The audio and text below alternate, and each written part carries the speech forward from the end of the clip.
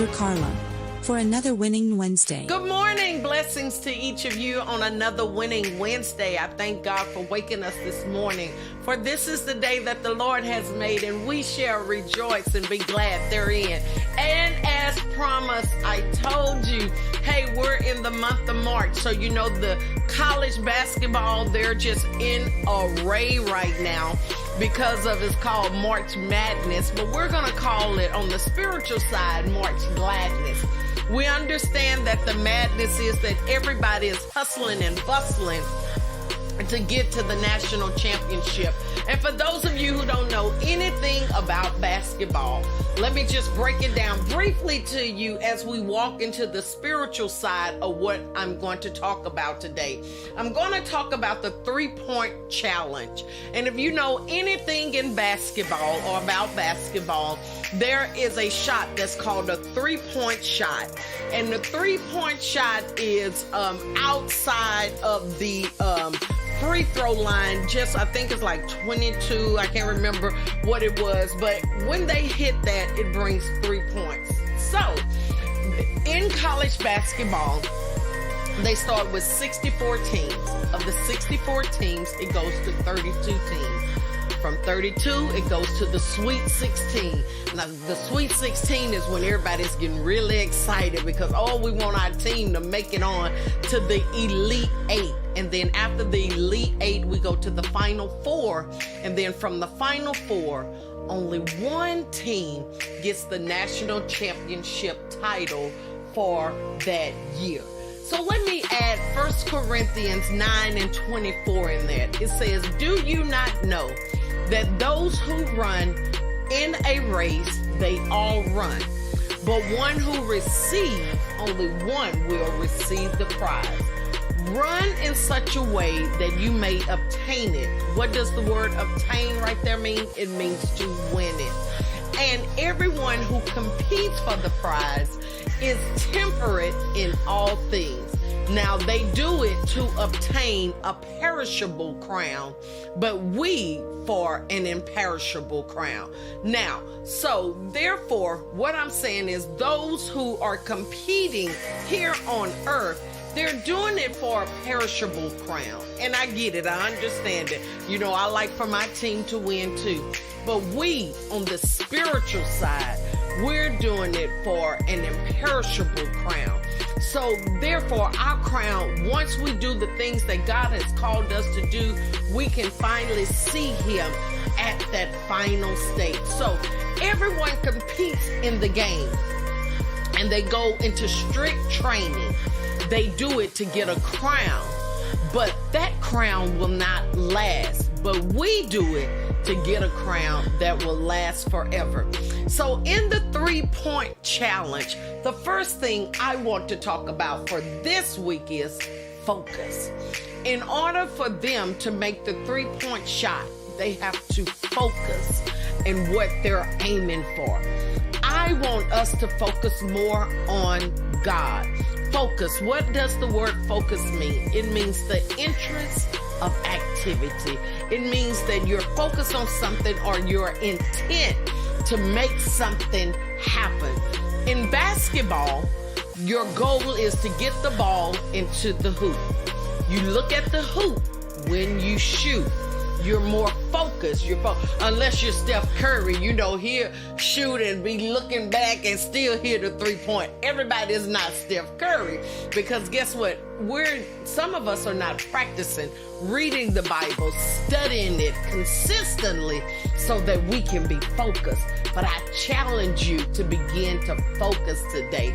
You aim for the right thing to hit the net. So in this Christian life, our goal is to become more like Christ, to love God and others like he did. Hebrews 12 and 2 explains it very well. It says, "Let us fix our eyes on Jesus, the author and the finisher of our faith."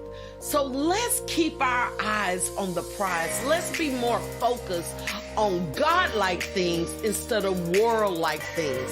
Let's be more focused on the thing that God wants us to do more than what others are going to think as we're stepping and walking into the things of God.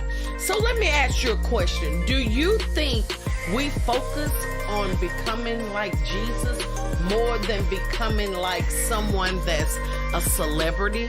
I'm going to answer that. No, more and more times we want to be like someone else instead of focusing on who Jesus have called us to be. So what things in life are we focusing on? Are we focusing on school? Are we focusing on friends?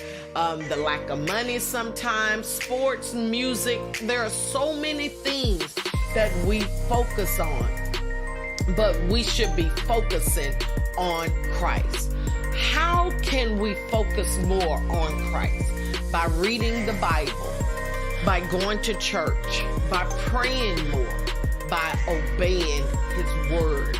That's how we can focus more on Him. Proverbs 4:25 says, let our eyes look straight ahead. Fix your gaze directly before Him.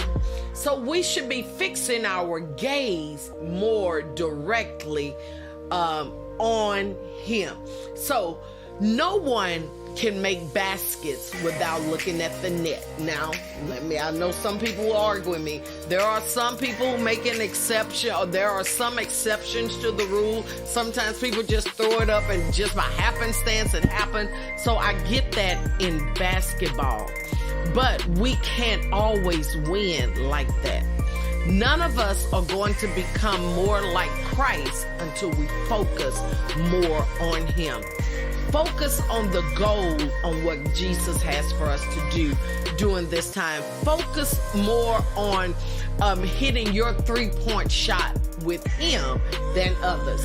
So today's word for you is focus, as you're continually focusing on God and being more like Him.